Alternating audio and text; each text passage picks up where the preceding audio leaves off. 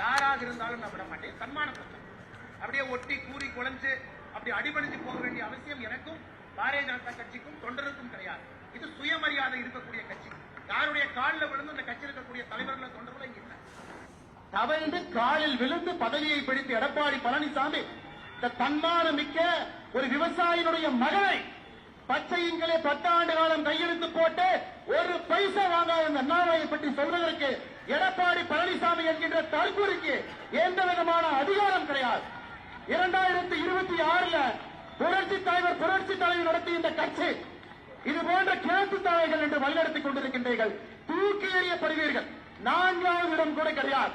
2026 சட்டமன்ற தேர்தலில் அனைத்து இந்திய அண்ணா திராவிட முன்னேற்ற கழகத்திற்கு 4வது இடம் கூட கிடையாது.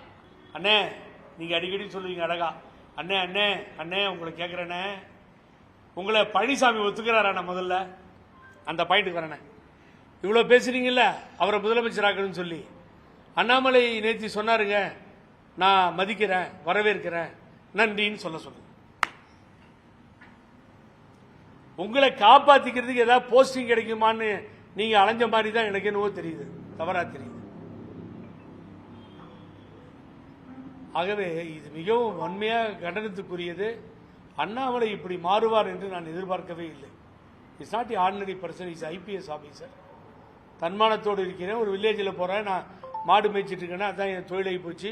நான் அந்த அரசியலே எப்பயாவது கோயில் குளத்துக்கு வரேன்னு பேசிட்டு இருந்தீங்க. அப்புறம் கொஞ்சம் கொஞ்சமா அரசியல் பேச ஆரம்பிச்சிங்க. ஆனால் தவழ்ந்து காலில் விழுந்து அந்த ரிசார்ட்ல எப்படியாவது முதலமைச்சராகி ஏல விட்டு அப்புறமா முதலமைச்சரான கேடுகட்ட ஜென்மம் பழனிசாமின்னு சொன்னீங்களா இல்லையா? எப்படி முதலமைச்சரான பழனிசாமி நீங்க விலைக்கு சொன்னீங்களா இல்லையா? இப்ப மாத்தி பேசலாமா சார்? சார் அப்படிப்பட்ட பதவி உங்களுக்கு வேணாம் சார். தூக்கி எறிஞ்சிட்டு வாங்க, மக்கள் உங்களை மதிப்பாங்க. அங்கதான் ஸ்லிப் ஆயிட்டீங்களேன்னு கஷ்டமா இருந்தது.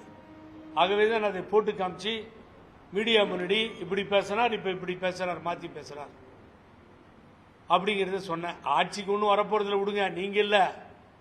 வடக்கே இருந்து 106 தலைவர்கள் இங்கே வந்தாலும் அது நடக்காது.